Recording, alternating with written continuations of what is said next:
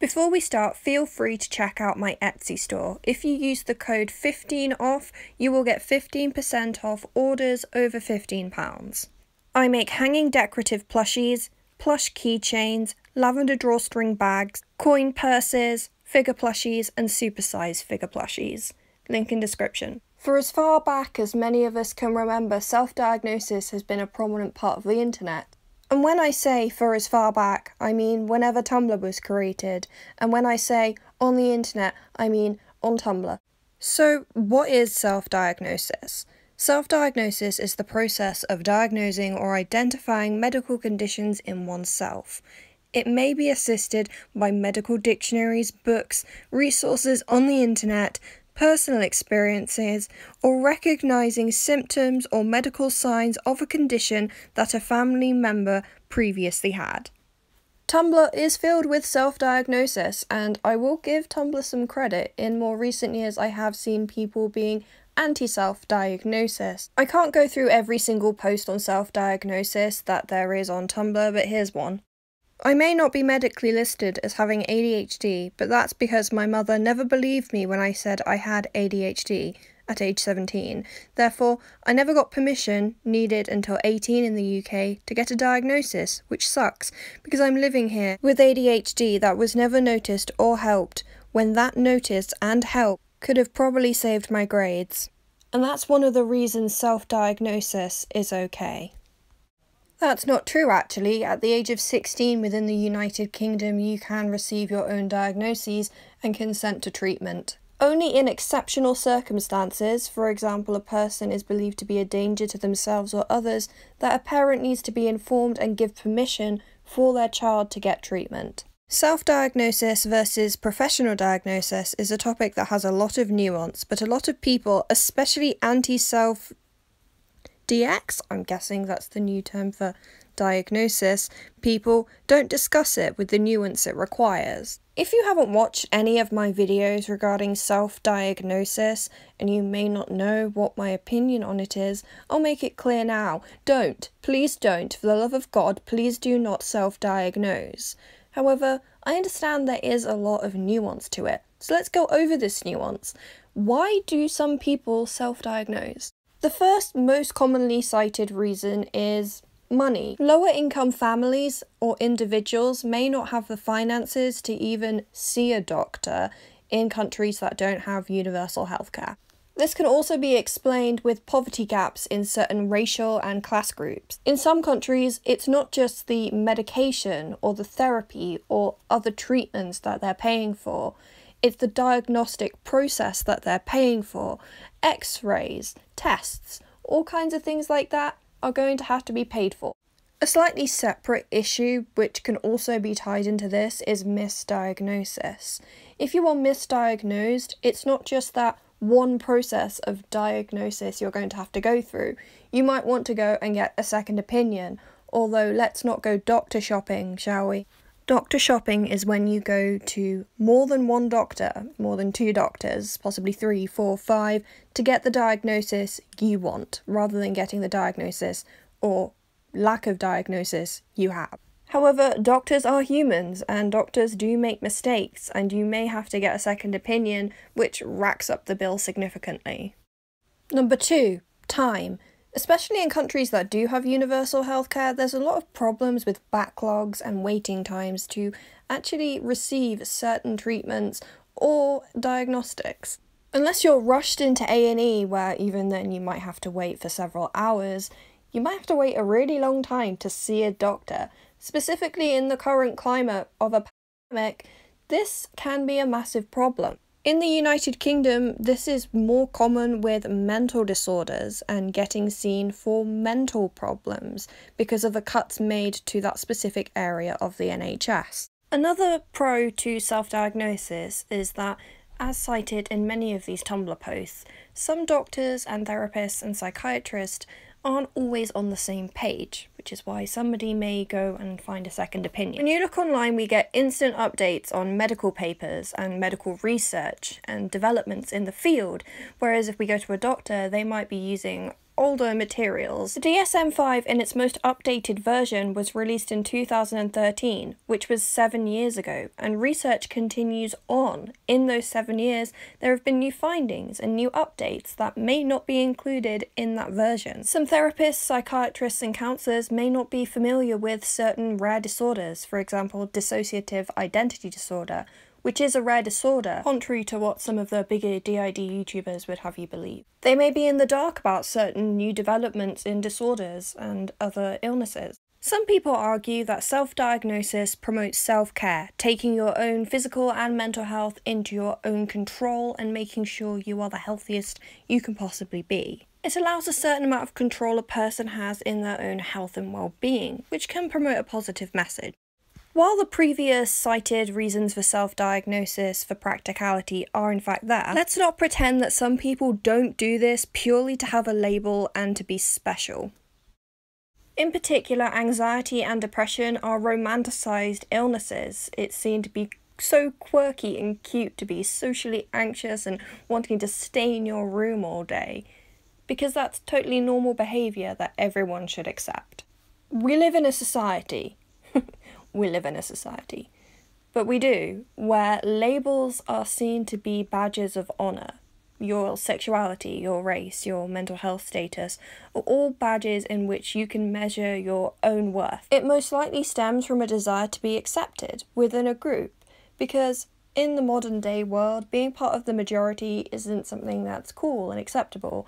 In the past, being part of the majority has equaled power, and with that power has come some pretty terrible things that have happened to minorities. So rather than embracing yourself as being part of a majority, which doesn't inherently make you something that is awful, people prefer to find other labels in which to identify themselves with. Kind of like when a white person feels the need to pride themselves in being 1/16th Native American, even though they're not quite sure what tribe they're supposed to belong to, because it's something they can put upon themselves to stand out from the majority. Which of course is why it's mostly popular within youth, because younger people tend to have problems with their identity and they struggle with fitting in or finding out who they are.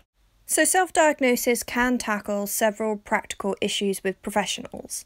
And then there's the added sociological issue of needing to fit in while simultaneously needing to stand out. But to disregard that there's any problems with self-diagnosis is to disregard reality. One particular issue with self-diagnosis is that it's fairly redundant, and it kind of fits in with the theory that it's only to fit in but also stand out. Because once you diagnose yourself with a disorder, that tends to be the end of it. You can't walk into a pharmacy or a therapist's office and announce that you have diagnosed yourself with X, Y, and Z and expect to get treatment when they don't have any paperwork or official diagnosis for you. You can't go into a doctor's office and say, "Hello, yes, I have depression and I would like to have fluoxetine," because they're going to look at you and say, "What? I can't write you that out. I can't give you that prescription," in which for you to go to the pharmacy to get yourself a controlled drug. And I guess you could go to a therapist or a counsellor and talk through your problems, but you simply proclaiming that you have a disorder doesn't mean that they can give you a module of therapy or counselling specified to that disorder, because officially you don't have that disorder. Imagine for a second that you diagnose yourself with cancer and you walk into the chemotherapy unit and say, "Hello, yes, I have cancer and I would like my treatment, please." And when they look through your file and you don't have a cancer diagnosis, they're going to look at you very strangely and say, "We can't give you chemotherapy because you haven't been diagnosed with cancer." And that's why, to a lot of different people, self-diagnosis is merely the label and not the beginning of progressing towards getting better. Obviously, while cancer and a different assortment of mental illnesses are not the same thing, they can be just as deadly. You can't just claim that you have depression and then you're unable to seek treatment for that depression, because just like cancer, it will get worse and worse and worse. You need to have that official diagnosis in order to get the treatment that you need. Right. So the second problem is self-diagnosis, which was a problem with professional diagnoses. However, if a professional has gone to medical school and studied this for years of their life to get a shiny piece of paper that says they can in fact diagnose people, what makes you think that you can diagnose yourself correctly?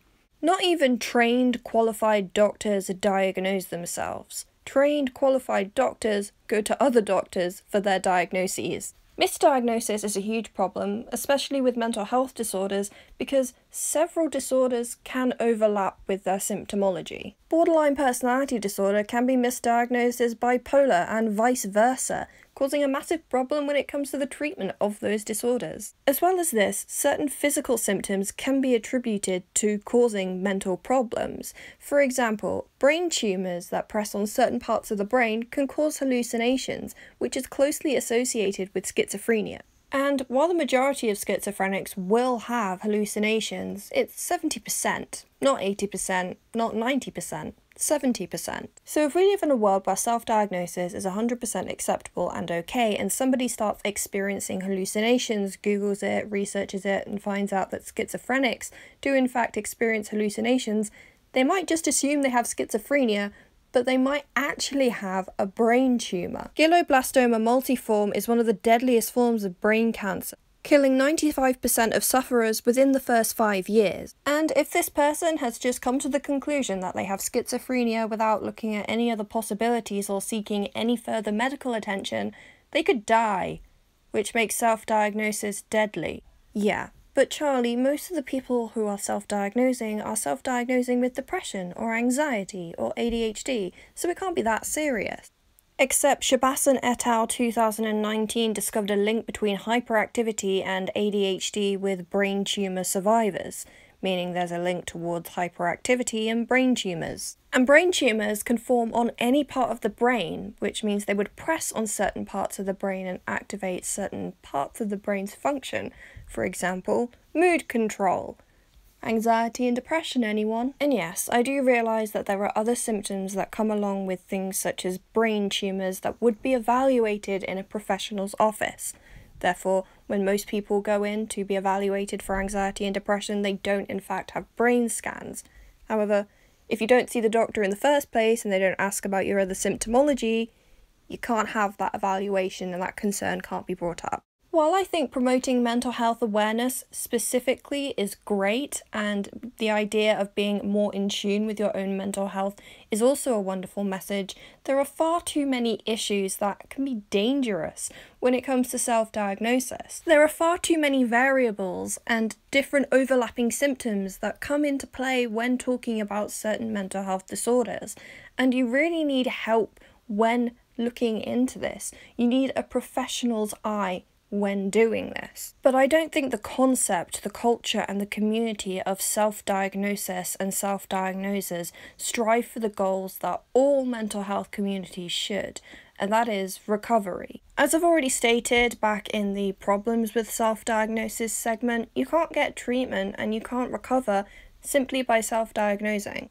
I don't believe that self-diagnosis should be a widely promoted ideal or an accepted ideal, because it's dangerous and ineffective and doesn't actually do anything productive. For this video, I wanted to go through the reasons why people might self-diagnose and the problems with self-diagnosis to give a balanced and nuanced argument. I hope I've achieved this to the best of my ability and that you found this video informative.